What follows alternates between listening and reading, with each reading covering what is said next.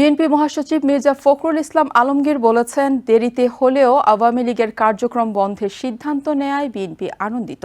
রবিবার গণমাধ্যমে পাঠানো এক বিবৃতিতে তিনি এই কথা জানান। এদিকে রাজধানীতে এক অনুষ্ঠানে বিএনপির স্থায়ী কমিটির সদস্য সালাউদ্দিন আহমেদ জানান, ফেব্রুয়ারিতেই আওয়ামী লীগ বিচারের দাবি প্রধান উপদেষ্টাকে লিখিতভাবে দিয়েছিল বিএনপি। অন্যদিকে লক্ষ্মীপুরে দলীয় অনুষ্ঠানে যোগ দিয়ে বিএনপির যুগ্ম মহাসচিব শহীদউদ্দিন চৌধুরী বলেন, দ্রুত বিচার সম্পূর্ণ করে আওয়ামী লীগকে নিষিদ্ধ করতে হবে।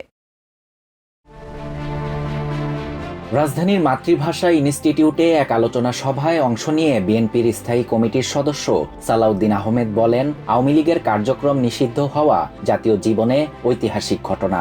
ফেব্রুয়ারিতে বিএনপি আওয়ামী লীগের বিচারের দাবি প্রধান উপদেষ্টাকে লিখিতভাবে জানিয়েছিল বলেও দাবি করেন তিনি। এদিকে গণমাধ্যমে পাঠানো এক বিবৃতিতে বিএনপি মহাসচিব মির্জা ফখরুল ইসলাম আলমগীর বলেন, দেরিতে হলেও আওয়ামী লীগের কার্যক্রম বন্ধের সিদ্ধান্ত নেয়ায় বিএনপি আনন্দিত।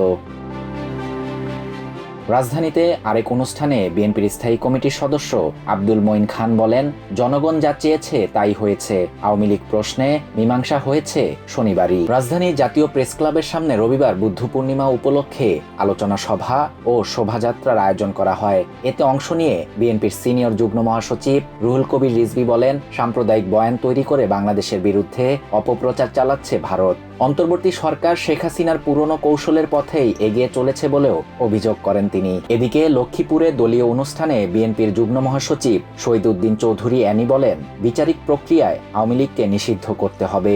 যারা গণহত্যা, গুম, খুন করে তাদের রাজনীতি করার অধিকার নেই। শাহরিয়ার শাফাত, TVN 24 নিউজ ডেস্ক।